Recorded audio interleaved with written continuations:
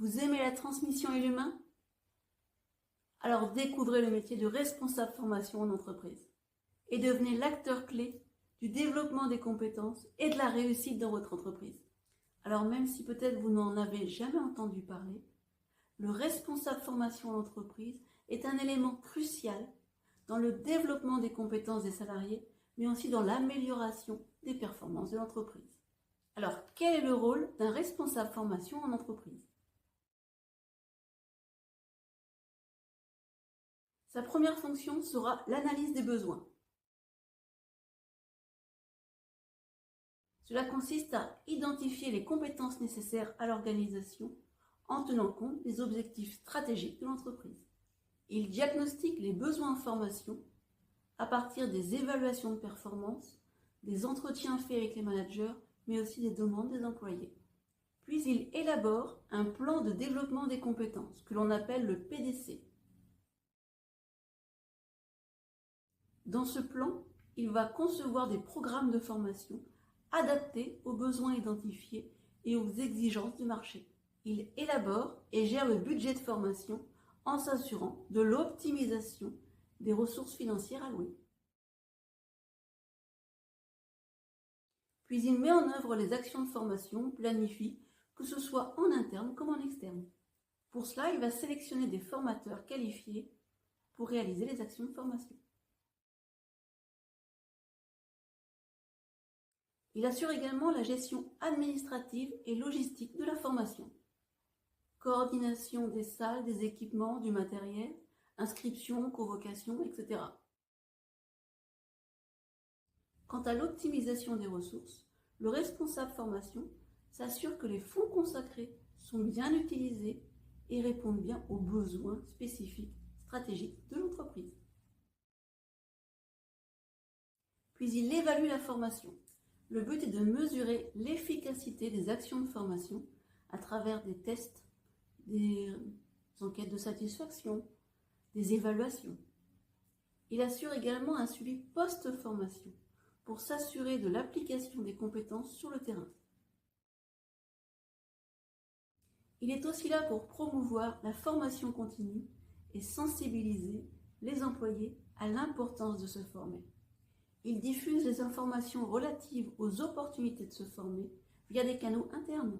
Ça peut être des emails, des réunions, un site intranet. Enfin, il assure une veille pédagogique, technologique, mais aussi réglementaire. Il se tient informé des nouvelles tendances en matière de formation professionnelle et d'outils pédagogiques. Il propose des solutions innovantes pour rendre les formations plus efficaces et engageantes. Il s'occupe aussi bien souvent de ce qu'on appelle les parcours professionnels, qu'on appelle aussi la GEPP, Gestion des emplois et parcours professionnels. Et il y a encore quelques années, on parlait encore de la GPEC, Gestion prévisionnelle des emplois et des compétences. Il contribue à l'élaboration des plans de carrière en identifiant les formations nécessaires pour les salariés afin d'évoluer professionnellement. Il collabore avec les ressources humaines pour intégrer les programmes de formation dans la gestion des talents. En matière de conformité et de réglementation, il s'assure que les programmes de formation respectent bien les réglementations et les obligations légales. Et enfin, il gère les démarches de certification et de qualification professionnelle le cas échéant. Alors pourquoi j'en ai jamais entendu parler? Allez, vous me dire. En France, la législation ne fixe pas de seuil particulier à partir duquel une entreprise est obligée d'avoir un responsable formation. Cependant, il existe certaines obligations liées à la formation professionnelle et qui peuvent justifier la présence d'un responsable formation. Mais toutes les entreprises n'en ont pas les moyens ni les besoins d'avoir un responsable formation présent à temps plein toute l'année. Dans ce cas, un RH, ressources humaines, fait souvent fonction d'eux. Les entreprises peuvent également faire appel à un responsable formation pour des missions précises, ponctuelles ou externaliser le service. Alors, quelles sont donc ces obligations en matière de formation professionnelle? Toutes les entreprises doivent participer au financement de la formation professionnelle continue via une contribution que l'on appelle la CUFPA et qui est annuelle et qui est calculée sur la masse salariale. À cela peut s'ajouter la CSA, la contribution supplémentaire à l'apprentissage, et le 1% CPF-CDD. En matière d'obligations, il y a également l'entretien professionnel tous les 2 ans pour chaque salarié. Distinct de l'entretien d'évaluation, l'entretien professionnel vise à discuter des évolutions professionnelles au sein de l'entreprise. Par ailleurs, tous les 6 ans, un entretien fait un état récapitulatif du parcours professionnel du salarié. Il permet de vérifier si le salarié a au moins bénéficié d'une action de formation et d'une progression salariale et professionnelle. L'employeur a également l'obligation de proposer des formations de montée en compétences et pas simplement d'adaptation au poste. Si au terme des 6 années, le salarié n'a pas bénéficié des entretiens professionnels et d'au moins une formation, l'employeur est dans l'obligation d'abonder son CPF. L'abondement peut aller jusqu'à 3 000 €. Concernant le plan de développement des compétences, toutes les entreprises sont obligées d'en avoir un. Simplement, les entreprises de moins de 50 salariés n'ont pas l'obligation de le formaliser. Pour les entreprises de 50 salariés et plus, c'est un peu différent. En fait, elles doivent consulter le CSE sur les orientations stratégiques et de formation professionnelle.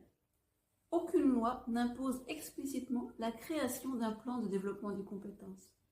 Mais c'est la consultation du CSE qui implique in facto la mise en place de ce dernier.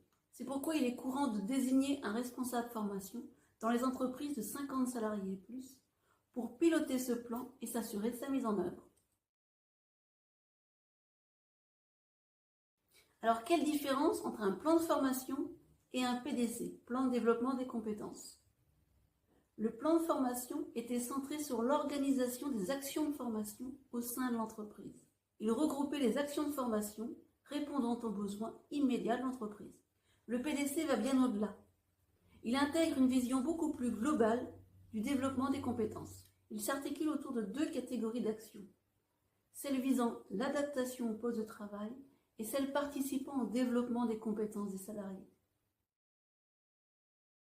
Le rôle du responsable formation au sein d'une entreprise est fondamental pour le développement des compétences, mais aussi par extension pour la performance et la compétitivité de l'entreprise. Responsable formation, un métier aux multiples facettes pour développer les talents de demain.